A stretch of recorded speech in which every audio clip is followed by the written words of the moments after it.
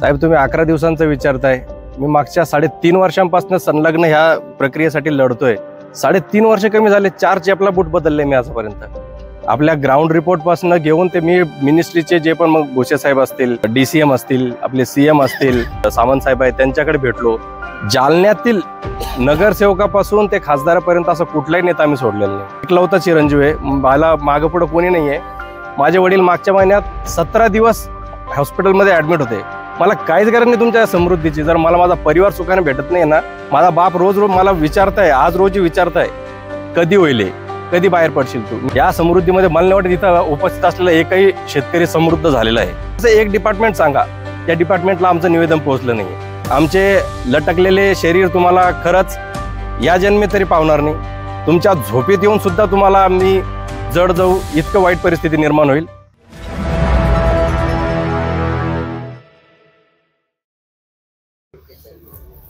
आज 11 दिवस झालेले आंदोलनाला, अद्यापपर्यंत कोणत्याच हालचाली झालेल्या नाही। आता काय भूमिका राहणार तुमची, काय सध्या भावना आहे? नमस्कार, मी अशोक मुळे, राममूर्ती येथील गट नंबर 45 हा माझा गट आहे। मी एक बाधित शेतकरी आहे। साहेब, तुम्ही 11 दिवसांचं विचारताय।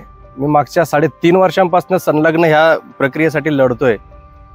3.5 वर्ष कमी झाले, 4 चेपला बूट बदलले मी आजपर्यंत। माझ्या अक्षरशः भावनांचा खेळ झालेला इथे पूर्ण। तुम्हाला मी बेस लेवलपासून ते टॉप लेवल जे आपण मिनिस्ट्री ज्याला म्हणतो, आपल्या ग्राउंड रिपोर्टपासून घेऊन ते मी मिनिस्ट्रीचे जे पण मग भोसे साहेब असतील, आपले DCM असतील, आपले CM असतील, आपले संबंधित उद्योग मंत्री जे आत्ताच ताज्याने आपले सामंत साहेब आहेत, त्यांच्याकडे भेटलो।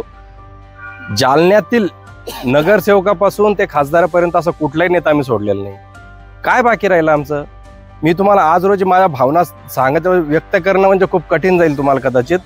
राठी साहेबांचे वडील 6 दिवसांपासून ICU मध्ये।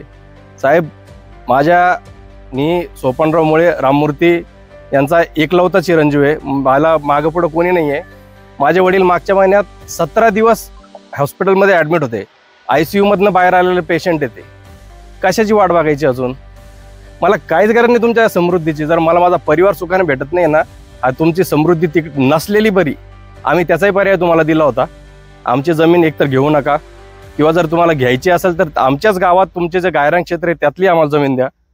माझा बाप रोज रोज मला विचारताय, आज रोजी विचारताय कधी होईल, कधी बाहेर पडशील तू। मी माझ्या परिवाराकडे सुद्धा लक्ष देऊ शकत नाही, इतकी वाईट परिस्थिती माझी।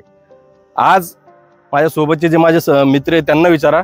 माझ्या वडिलांना आज सुद्धा डॉक्टर पोयेकर म्हणून संभाजीनगरचे एक नामांकित डॉक्टर आहे, त्यांच्याकडे आज नेलंय। त्यांना हॉस्पिटलमध्ये घेऊन जाण्यासाठी सुद्धा माझ्याकडे वेळ नाहीये।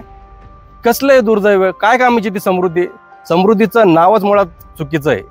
या समृद्धीमध्ये मला नाही वाटत इथं उपस्थित असलेला एकही शेतकरी समृद्ध झालेला आहे। काहीच कामीच नाही समृद्धी। तुमची समृद्धी तिकडं मरू द्या, ती आम्हाला आमचं क्षेत्र राहू द्या, नाहीतर आम्हाला गायरानातलं द्या तुम्ही। कुठले आम्ही कधीपर्यंत तेच आता निवेदनाचा पण विचार, कधीपर्यंत निवेदन द्यायचे? आजपर्यंत 28-29 निवेदन कलेक्टर ऑफिस, SDM ऑफिस, तहसीलदार, आपले जे कोणी भाकड साहेब वगैरे, इथं कोणतं असं एक डिपार्टमेंट सांगा त्या डिपार्टमेंटला आमचं निवेदन पोहोचलं नाहीये। काय झालं त्या निवेदनाचं? शेवटी केरच ना। मग आम्ही करायचं कशासाठी, निवेदन द्यायचे कशासाठी? जर त्या निवेदनांना कुठं आम्हाला यशच मिळत नाही तर मग ते निवेदन देऊन फायदा काय? आता तरी आमचा विचार करा। आमचे लटकलेले शरीर तुम्हाला खरंच या जन्मी तरी पावणार नाही। तुमच्या झोपेत येऊन सुद्धा तुम्हाला आम्ही जड जाऊ, इतकं वाईट परिस्थिती निर्माण होईल। जय हिंद, जय महाराष्ट्र।